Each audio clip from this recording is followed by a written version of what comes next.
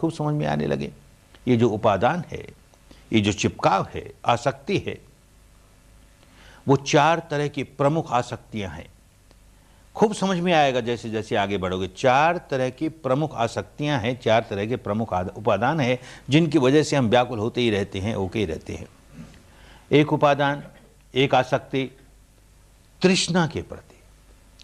अब तृष्णा ही अपने आप में दुख है, दुख समुदय कहा, तृष्णा को दुख समुदय कहा, माने दुख के साथ उदय हुआ।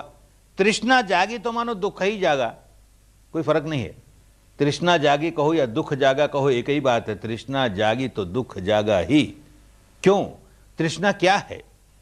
जो कुछ है उससे तृप्ति नहीं है, संतुष्टि नहीं है, तो जो नहीं है वो चाहता है, और रहना उसमें है कि जो कुछ है, जो नहीं है सो तो नहीं है। अब उसके लिए व्याकुल होता है, और रहना उसमें है जो कि है, तो अतृप्त है, असंतुष्ट है। तृष्णा जागी इसका मतलब ही अतृप्त है, असंतुष्ट है, तो व्याकुल है। तृष्णा जागी, व्याकुलता जागी, तृष्णा जागी, व्याकुलता जागी। तो तृष्णा ही हमको व्याकुल बनाने के लिए बहुत है। और इसी तृष्णा के प्रति आसक्ति हो जाए, चिपकाव हो जाए, बार बार तृष्णा तो जागने ही चाहिए, तृष्णा तो जागने ही चाहिए, ऐसा अंतर मन में स्वभाव बन गया हमारा, तो हमारे दुख का क्या ठिकाना। ये बात गहराई से जाने से खूब समझ में आएगी कि तृष्णा के प्रति हमने कैसे आसक्ति पैदा कर ली। व्याकुल भी होती हैं, फिर भी आसक्ति पैदा कर ली। किसी को दाद हो गया, किसी को कोढ़ हो गई, तो जी करता है खुजलाएं, खुजलाता है, पीड़ा होती है, खुजलाता है, पीड़ा होती है, पर एक हिस्सा मन का उसे चाहता है, फिर जी चाहता है, फिर खुजला ले। पीड़ा होती है, फिर जी चाहता है, फिर खुजला ले। पीड़ा हो रही है, फिर भी खुजलाया चाहता है। तृष्णा से व्याकुल हो रहा है, फिर भी तृष्णा जगाता है, व्याकुल होता है, जगाता है, व्याकुल होता है, जगाता है। ये स्वभाव बन गया, उसके प्रति एक उपादान, एक आसक्ति, एक चिपकाव बन गया। एक तृष्णा जागी और किसी तरह से हमने उसे पूरी कर ली, बात समाप्त नहीं होती। एक तृष्णा जाग के पूरी हो गई तो हमारी तो आसक्ति है ना तृष्णा के प्रति, अब दूसरी तृष्णा जागनी ही चाहिए। जिस वस्तु के प्रति, व्यक्ति के प्रति, स्थिति के प्रति, घटना के प्रति तृष्णा जागी और उसकी पूर्ति हो गई, झट फिर दूसरी कोई व्यक्ति, वस्तु, स्थिति के प्रति तृष्णा जागेगी, वो पूरी हो गई, किसी और के प्रति जागेगी, वो पूरी हो गई, किसी और की। अरे अंत नहीं, इसका अंत ही नहीं। बिना पैंदे की बाल्टी है, भर ही नहीं सकेंगे, जागती जाएगी तृष्णा, जागती, क्योंकि उपादान हो गया तृष्णा को, तृष्णा के प्रति आसक्ति पैदा कर ली, ऐसा स्वभाव बना लिया। तृष्णा रहनी ही चाहिए तो दुख रहना ही चाहिए। एक उदाहरण से समझे। एक बेचारा गरीब आदमी अपनी कुटिया में रहता है, झोंपड़ी में रहता है, बड़ा खुश, दिन भर मेहनत मजदूरी करके 2 वक्त पेट भरता है, आराम से सुख की नींद सोता है। एक दिन एकाएक उसके मन में आया, अरे मैं इस मामूली झोंपड़ी में रहूं और सामने देखो ये सेठ इतनी ऊंची अट्टालिका में, इतनी ऊंची हवेली में रहे, मेरा भी कोई जीवन है, वैसी हवेली चाहिए। अब लगा रोने, वैसी हवेली चाहिए रे, वैसी हवेली चाहिए रे, कहाँ से आए, रोई जाए, बड़ा व्याकुल, बड़ा दुखियारा। और ऐसा संयोग हुआ, कोई स्टेट लॉटरी खुल गई, 2, 4, 5, 10 लाख आ पड़े। पहला काम यही किया कि वो हवेली खरीदी, घर का मालिक हो गया, बड़ा खुश। कितनी देर खुश, 2 दिन भी उस घर की हवेली का सुख नहीं भोग सका, क्योंकि अनेक सेठों के घर में गया तो अंदर इतने फर्नीचर, ऐसे वेल फर्निश्ड घर, और ये तो नंगी हवेली। बेचने वाले ने हवेली बेची, बिल्डिंग बेची, फर्नीचर थोड़ी बेचा। अब लगा रोने, फर्नीचर चाहिए, हवेली का सुख तो खत्म, अब हाँ फर्नीचर चाहिए रे, फर्नीचर चाहिए रे। झूठ सच कह के कुछ रुपये और जुड़ाए और किसी तरह से सारे घर को फर्नीचर से भर लिया। अब तो खुश है, कहाँ खुश है। इतने में कान में आवाज़ सुनाई दी, पड़ोसी घर से कोई आवाज़ आ रही है। किसकी आवाज़ आ रही है? उसका रेडियो बज रहा है। अरे रेडियो बज रहा है, हमारे घर में रेडियो ही नहीं, तो हाई रे रेडियो चाहिए रे, रेडियो। अच्छा बाबा खरीद लाया, रेडियो भी खरीद लाया। पड़ोसी के घर में गया तो देखता रेडियो नहीं, अरे इसके पास तो कोई जैपनीज डेक है बहुत बढ़िया, उसमें ये इंस्ट्रूमेंट, वो इंस्ट्रूमेंट, ये अटैचमेंट। अपने पास वो कहाँ, ये मामूली रेडियो। अब वो डेक चाहिए रे, अच्छा बाबा डेक आ गया। तो टीवी चाहिए रे, तो फिर ब्लैक एंड वाइट नहीं कलर चाहिए रे, तो फिर वो वीडियो चाहिए रे, तो वॉशिंग मशीन चाहिए रे, रेफ्रिजरेटर चाहिए रे, एयर कंडीशन। सारे घर को कबाड़ खाने की तरह भर लिया, म्यूजियम की तरह भर लिया, कहीं सांस लेने को जगह नहीं। फिर भी तो चैन नहीं पड़ी ना। रोज अपनी ऑफिस जाता, जैसे पहले जाता था वैसे बस में बैठ के जाता है। तो ख्याल आया, मैं इतना धनी आदमी, ऐसा मकान, ऐसे फर्नीचर, ऐसे सारे साज सरंजाम, और बस में जाऊं, बड़ी शर्म की बात। तो कार चाहिए रे, कार चाहिए रे, रोता है कार चाहिए रे। अच्छा बाबा, कार भी आ गई, खूब नई नई चमचमाती कार आई। 2 दिन भी नहीं बैठ पाया, उस कार की सीट में 100 बिच्छू निकल आए, डंक मारने लगे। क्या बिच्छू निकल आए? कार में बैठा हुआ खिड़की के बाहर देखता है उसका मित्र कहीं विदेश से फॉरेन की गाड़ी ले आया। अरे फॉरेन की गाड़ी ले आया, वो ये देखो कौन सी गाड़ी ले आया, अरे ये रोल्स रॉयस ले आया, ये देखो मर्सिडीज बेंज ले आया, और मैं इस हिंदुस्तानी टिन पॉट में, ये छकड़ा गाड़ी, ये भी कोई गाड़ी है। अब वो फॉरेन की गाड़ी चाहिए रे, फॉरेन की गाड़ी चाहिए रे। अच्छा बाबा, फॉरेन की गाड़ी आ गई, तो ये मॉडल चाहिए रे, वो, अरे सारे मॉडल आ गए, अब तो खुश हो। नहीं, ये मॉडल का भी नया एक और चाहिए रे। रोल्स रॉयस आई तो 1 नहीं 2 चाहिए रे, 2 नहीं 4 चाहिए रे। सोच, रोज नई नई रोल्स रॉयस में बैठ के निकलूं, अरे कहां अंत आएगा भाई। फिर ये हुआ तो विदेश के लोग तो अपना अपना हेलीकॉप्टर रखते हैं, हमारे पास हेलीकॉप्टर ही नहीं, वो चाहिए। वो आ गया तो इनके पास तो अपना अपना विमान है, हवाई जहाज, हमारे पास हवाई जहाज ही नहीं। वो हुआ तो इनके पास तो कॉस्मोस, हवा में जाने के लिए, चंद्रमा पर जाने के लिए क्राफ्ट है, ऐसे यान है, हमारे पास तो वही नहीं। अरे कहां अंत आएगा भाई। तृष्णा के प्रति आसक्ति हो गई ना, एक पूरी होते ही दूसरी सिर उठाएगी, एक पूरी होते ही दूसरी सिर उठाएगी। ये बहुत बड़ी आसक्ति, तृष्णा के प्रति आसक्ति बहुत दुखदाई है, बहुत दुखदाई है। एक और उपादान होता है, एक और आसक्ति होती है, चिपकाव होता है मैं के प्रति, मेरे के प्रति बहुत बड़ा चिपकाव है। मैं, मेरा, मेरा, कितना गहरा। ऊपर ऊपर से कहेगा मैं कुछ नहीं, मेरा कुछ नहीं, अरे ये सारा तो माया है, ये तो ऐसा है, ऐसा है। भीतर देखिएगा तो बहुत गहरा चिपकाव है मैं के प्रति, मेरे के प्रति। मैं, फिर जिसको मेरा कहता है, मेरा, मेरा, मेरा, कितना गहरा चिपकाव। मेरी घड़ी, अरे इतनी कीमती घड़ी यहां तो मिलती ही नहीं, विदेश से कोई ले आया और उससे प्राप्त हुई। किसी असावधानी से, मेरी असावधानी से गिर पड़ी और टूट गई। आप देखो, विपश्यना नहीं की होगी तो रोएगा, हाय रे मेरी घड़ी टूट गई रे, इतनी कीमती घड़ी टूट गई रे, इस देश में तो मिलती ही नहीं रे, इस देश में तो इसके कल पुर्जे नहीं मिलते रे, रोई जा रहा है, रोई जा रहा है। टूट गई ना, इसलिए रोई जा रहा है। ऐसी ही घड़ी, इसी मॉडल की, इसी कीमत की, ऐसी विदेशी घड़ी मेरे मित्र के कलाई में बंधी हुई और उसकी असावधानी से गिर गई और टूट गई। अब नहीं रोना आता, अब तो उपदेश देता है उसे, अरे इतनी कीमती घड़ी तुम्हें संभाल कर रखनी चाहिए थी, इस देश में तो मिलती नहीं, इसके कल पुर्जे नहीं मिलते। क्यों भाई, वैसी घड़ी टूटी ना, उस घड़ी के टूटने पर क्यों नहीं रोया रे? किसी घड़ी के टूटने पर कोई नहीं रोता दुनिया में, कीमती से कीमती घड़ी के टूटने पर कोई नहीं रोता। मेरी घड़ी टूटी रे, मेरी रे, मेरी रे, जितना जितना मेरा और उस मेरे के प्रति जितनी जितनी आसक्ति, उतना दुख आने वाला ही है। दुनिया की कोई शक्ति बचा नहीं सकती हमें। मेरा, मेरा, मेरा, ये मेरा, मेरा, मेरा जो कह रहे हैं, वो वस्तु कोई 150 रुपये की हो कि 150 करोड़ रुपए की हो, कुछ फर्क नहीं पड़ा। आसक्ति कितनी है, दुख आसक्ति का है, उस वस्तु का नहीं, उस वस्तु की कीमत का नहीं।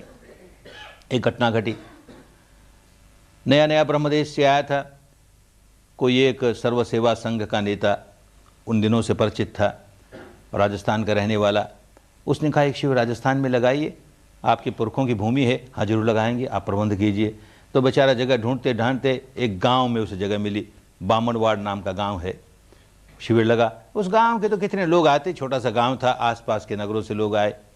तो एक जरा दूर से नगर से एक बुढ़िया आ गई, शिविर लगा, सब ध्यान कर रहे हैं। चौथा दिन, 5वां दिन, किसी ने बुढ़िया माई को कहा या उसने सुना कि यहाँ धम्मा हॉल में सुबह सुबह 6 से 6:30 बजे कोई पाठ होता है, कोई वंदना होती है, कोई मंगल मैत्री होती है, ये तो कार्यक्रम में लिखा ही नहीं, तो मैं तो जाती नहीं। तो मैनेजमेंट से पूछा मैं भी जा सकती हूँ क्या? उन्होंने कहा हाँ जरूर जा सकती हो, लेकिन बैठ के ध्यान करना होगा। हाँ हाँ ध्यान ही करूँगी। चलिए आई, 6 से 6:30 सारी मंगल मैत्री लेकर के बड़ी खुश हुई, बहुत खुश हुई। मुस्कुराते ही मुस्कुराते अपने निवास स्थान पर गई। निवास स्थान के कमरे में पहुंची कि चीखी जोर से, बड़े जोर से रोई। लोग भागे गए, कोई सांप ने काट लिया कि बिच्छू ने काट लिया, हो क्या गया बुढ़िया माई को। और जाके पूछे तो रोई जाए, जवाब ही न दे। क्या हुआ माई बताओ तो। 10-15 मिनट के बाद जरा रोना कम हुआ तो कहती है, क्या बताऊं, मैं तो लुट गई, मैं तो मारी गई। क्या हुआ बुढ़िया माई? कहती है, मेरे जीवन भर की कमाई के 20 रुपए एक थैली में, कपड़े की थैली में उसे लेकर आई थी साथ। और 60 वर्ष पहले जब मेरा विवाह हुआ था तो गौने में मुझे दहेज में एक चांदी की लड़ मिली थी, कोई आभूषण मिला था, वो उसमें था। और आने लगी तो पड़ोसन ने एक सूखी मिठाई का टुकड़ा दे दिया, वो भी उस थैली में था। ध्यान करूं तो उसके पांव के नीचे दबा के ध्यान करूं। रात को सोऊं तो सिरहाने रख करके सोऊं। अरे ये पाठ सुनने क्या चली गई, मैं तो पीछे से कोई ले गया मेरा, मैं तो लुट गई रे, मैं तो लुट रोई जाए। अरे उन्होंने कहा, बुढ़िया माई तेरे 20 रुपये नगदावन और 20 एक का और माल मत्ता होगा, सब मिला के 50 एक के होंगे। तू इतना अच्छी साधना कर रही थी, किए जाना, हम तुम्हारा 50 रुपये का प्रबंध कर देंगे, तू करना। कहाँ माने, बुढ़िया रोई जाए। उन्होंने सोचा इसके हाथ में जब तक रुपया नहीं धरेंगे इसका रोना नहीं मिटेगा। इकट्ठा करने लगे, 50 के 100 रुपया हो गया। रखा बुढ़िया के हाथ में तो यूं फेंकती है, क्या करूं इस 100 रुपये को? मेरा जो वो आभूषण जो मुझे दहेज में मिला, उसके प्रति गहरी आसक्ति है ना, वो कहाँ, उसके बिना कैसे? रोई जाए। कैसे समझाएं इसे, वो तो गया सो गया, क्या करें। शाम होते होते किसी ने देखा एक पेड़ की डाल पर एक बंदर बैठा है और उसके हाथ में वो कोथली है और वो मिठाई निकाल के खा रहा है उसमें से। लोग पीछे भागे, बंदर से वो कोथली छुड़वाई, थैली छुड़वाई, बुढ़िया के हाथ में दी, उसका आभूषण हाथ में आया तो रोना बंद हुआ। तो ये आभूषण 20 रुपये का था कि 20 लाख की संपदा थी, कुछ फर्क नहीं पड़ता। आसक्ति कितनी, जितनी जितनी आसक्ति उतना उतना रोना आने ही वाला है। दुनिया की कोई शक्ति हमें बचा नहीं सकती। अपने को हिंदू कहते रहें, बौद्ध कहते रहें, जैन कहते रहें, ब्राह्मण कहते रहें, शूद्र कहते रहें, भारतीय कहते रहें, बर्मी कहते रहें, कुछ फर्क नहीं पड़ेगा। आसक्ति आई, व्याकुल हुआ।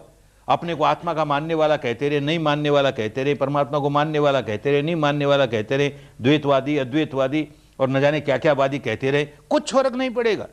अगर आसक्ति जागी है दुख आएगा ही, आसक्ति नहीं है तो दुख से छुटकारा होगा ही। जब तक इस मैं मेरा इसके प्रति आसक्ति है, बड़ा दुखियारा रहता है। भले कहे नहीं मैं मेरा, पर भीतर से मैं मेरे का भाव है, दुखियारा रहेगा ही। एक और घटना उन्हीं दिनों की, एक किसी और गांव में, उत्तर प्रदेश के एक गांव में शिविर लगा, थोड़े से लोग आए। उसमें आसपास के एक नगर का एक सन्यासी आ गया। 2 दिन 4 दिन 5 दिन बीते तो एक दिन हमारे पास आके कहता है कि ये 12 से 1 बजे आप जो एक एक व्यक्ति को 10-10 मिनट का समय देते हो, अब तो संख्या बढ़ने लगी, 5-5 मिनट समय मिलता, उन दिनों 10-10 मिनट समय मिलता था। आप 10-10 मिनट का समय देते हो प्रश्न उत्तर के लिए। ये गृहस्थ हैं, इनके पास क्या प्रश्न पड़े हैं, इनको 10 मिनट बहुत, मैं सन्यासी हूँ, मुझको तो कम से कम आध घंटा देना होगा।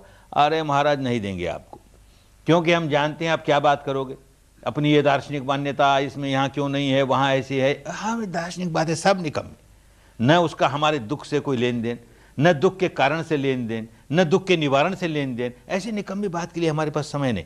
हम भी बहुत उलझे रहे उन सारी बातों में। नहीं गोयनका जी आप क्या कहते हैं, वो तो मैं सब समझ गया, 5 दिन हो गए आपके साथ रहते हुए, कोई दार्शनिक बात नहीं करूंगा, मैं खूब समझ गया कि वो सब निकम्मी बातें हैं, लेकिन मैं तो साधना संबंधी बात करूंगा और आध घंटे बिना मेरा समाधान नहीं होगा।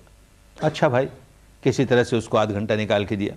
आया 2 मिनट 4 मिनट तो साधना की बातें की थोड़ी सी, उसके बाद साधना की बात तो छोड़ दी और कहने लगा उस नगर में, जिस नगर से वो आया है, उस नगर में गुरुजी आपका जो मठ है ना, मेरा मठ है, मैं उस नगर में कभी गया नहीं, और भाई मैं गृहस्थ हूं, गृहस्थ का मठ कैसे होगा, और गृहस्थ होने का इतना मोटा प्रमाण साथ रखता हूं, मेरा मठ कहां से होगा, सन्यासियों का मठ होता है, मेरा कहां से मठ हो। गुरुजी आप समझिए ना, आपका मठ है, आपका, ये आदमी क्या कहे जा रहा, मेरा मठ है। गुरुजी आपके मठ में आपका हाथी झूमता है, मेरे मठ में मेरा हाथी झूमता है, आप समझिए ना गुरुजी। इतने में तो बात समझ में आ गई। भारत बहुत बड़ा देश है ना, तरह तरह की बातें होती है इस देश में। इस देश में ऐसे लोग भी हैं जो कभी भी ये शब्द का इस्तेमाल नहीं करेंगे मैं का या मेरा का। जब जब उनको मैं कहना होगा तो कहेगा आप, और मेरा कहना होगा तो कहेंगे आपको। समझ में आ गया, ठीक है, मेरा ही हाथी मेरा ही मठ, कहिए क्या हुआ उसको। तो कहता है कि वो नगर के बीच में, तो नगर पालिका का परमिशन लिया नहीं और बिल्डिंग खड़ी कर दी, अब वहाँ से ऑर्डर आ गया तोड़ो इसको, और नगर के बीच में हाथी रख नहीं सकता तो ऑर्डर आ गया निकालो इसको। तो उसने कहीं से सुन लिया कि इस नगर पालिका का जो मेयर है वो कभी बर्मा गया था और इनके यहाँ कुछ दिन मेहमान बन के रहा था, तो गुरुजी आपकी ओर से 2 शब्द चले जाएंगे, आपका मठ बच जाएगा, आपका हाथी बच जाएगा। मेरा नहीं कहता, मैं नहीं कहता। कितनी आसक्ति, सन्यासी है, सब छोड़ा हुआ है, फिर भी कितनी आसक्ति और कितना दुखियारा। ये जो कुदरत का कानून है वो इस बात को नहीं देखता है कि इस आदमी ने कैसे कपड़े पहन रखे हैं। ये आदमी अपने को गृहस्थ कहता है कि सन्यासी कहता है, ये अपने को बौद्ध कहता है कि जैन कहता है, कुछ नहीं देखता। आसक्ति है ना, व्याकुल करेगी ही। आसक्ति है ना, व्याकुल करेगी। मैं मेरे के प्रति आसक्ति आई, व्याकुल करेगी। नहीं व्याकुल करती। कब नहीं करती? कि जिसको मेरा मेरा मेरा कहे जा रहा हूं वो अनंत काल तक वैसा ही बना रहे, और जिसको मैं कहे जा रहा हूं और उसका भोग भोग रहा है मेरे का, वो भी अनंत काल तक बना रहे, मैं भी अनंत काल तक बना रहूं, और जिसको मेरा कह रहा हूं वो भी अनंत काल तक बना रहे। तो चाहे जितनी आसक्ति हो ना, क्या बिगड़ता अपना? कुछ नहीं बिगड़ेगा। मुश्किल ये है कि जिसको मेरा मेरा मेरा कह रहा हूं वो देखते देखते नष्ट हो जाता है। मैं असहाय कुछ नहीं कर सकता। वो नष्ट नहीं होता तो जिसको मैं कर रहा हूं वो नष्ट हो जाता है। दोनों का अलगाव आता ही है, और ये अलगाव जैसे ही आया वैसे ही बड़ा व्याकुल होगा। जितनी गहरी आसक्ति होगी उतना व्याकुल होता चला जाएगा। ये बात खूब समझ में आने लगेगी, गहराइयों से अंतर जाकर के भीतर देखते देखते, प्रवचनों से नहीं। ये मैं मेरे की आसक्ति समझ में आएगी। एक और आसक्ति, मेरा दृष्टिकोण, मेरी मान्यता, मेरी परंपरा, मेरा धर्म। जिसको मेरा मेरा मेरा कह करके अपने दृष्टिकोण के प्रति, अपनी दार्शनिक मान्यता के प्रति, जिसको अपना धर्म कहता है, मेरा धर्म कहता है, उसके प्रति इतनी गहरी आसक्ति पैदा कर ली, उसके खिलाफ कोई जरा सा बोल जाए कितना तिल मिलाता है, जैसे गर्म तेल के छींटे लगा दिए। नहीं सोचता कि जिसको मैं मेरा दृष्टिकोण कहता हूं, मेरा दर्शन कहता हूं, मैंने रंगीन चश्मे पहन रखे हैं, लाल रंग के तो मुझको लाल दिखाई देता है, उसने हरे रंग के पहन रखे उसको हरे दिखाई देते हैं, और हम लड़े जाएं, मैं कहूं लाल वो कहे हरा, एक दूसरे का सिर फोड़ दे, फिर भी एक दूसरे को नहीं समझा पाएंगे। अरे ये चश्मे उतरेंगे, यथाभूत जैसा है वैसे देखेगा, पर रंगों से चिपका हो गया ना, कैसे रंग वाले चश्मे उतारेगा? बड़ा व्याकुल हो जाएगा, बड़ा व्याकुल हो जाएगा। और चौथी आसक्ति, बहुत बड़ी आसक्ति, कर्मकांडों के प्रति, या धर्म के ही छोटे छोटे अंग हैं उनके प्रति, शील के प्रति, और शील के भी किसी एक हिस्से के प्रति, और उस हिस्से को इतना खींच करके उसके प्रति आसक्त हो गया और कुछ नहीं करेगा, धर्म का अगला कदम उठाएगा नहीं, लेकिन इतना चिपक गया। कोई एक व्रत ले लिया, उस व्रत के प्रति, कोई कर्मकांड रोज करता है उसके प्रति, ये तो मेरा रोज का कर्मकांड है, नित्य का कर्मकांड है, ये नहीं करूंगा तो क्या हो जाएगा। क्या बेचारा शिविर में इसलिए नहीं आता कि वहां तो हमारे ये कर्मकांड छूट जाते हैं, इस मारे नहीं आता, बड़ा चिपका। अच्छा आ भी गया तो मन में वो दुविधा चलती है, कर्मकांड नहीं कर रहा, ये व्रत नहीं कर रहा, इन 10 दिनों में अमुक व्रत आ गया, मैंने नहीं किया, ये तो नहीं किया, वो तो नहीं किया। बड़ा दुख होता है, बड़ा व्याकुल होता है भीतर से। और जैसे जैसे धर्म के आगे जाता बात समझ में आने लगती है कि ये सब निकम्मे हैं, सब निकम्मे हैं, फिर भी आसक्ति नहीं टूटी तो भी व्याकुल रहता है। आसक्ति जब तक नहीं टूटती है व्याकुल ही व्याकुल, व्याकुल ही व्याकुल। खूब समझ में आने लगता है, खूब समझ में आने लगता है। जब जब आदमी व्याकुल हो और अपने भीतर जाकर देखे कि व्याकुल हूं और इस व्याकुलता का क्या कारण है, तो इन चारों में से कोई न कोई आसक्ति, कोई न कोई उपादान अपना सिर उठाएगा। ये आसक्ति है जिसने मुझे व्याकुल बनाया, इस समय ये आसक्ति है जिसने मुझे व्याकुल बनाया। खूब समझ में आएगा।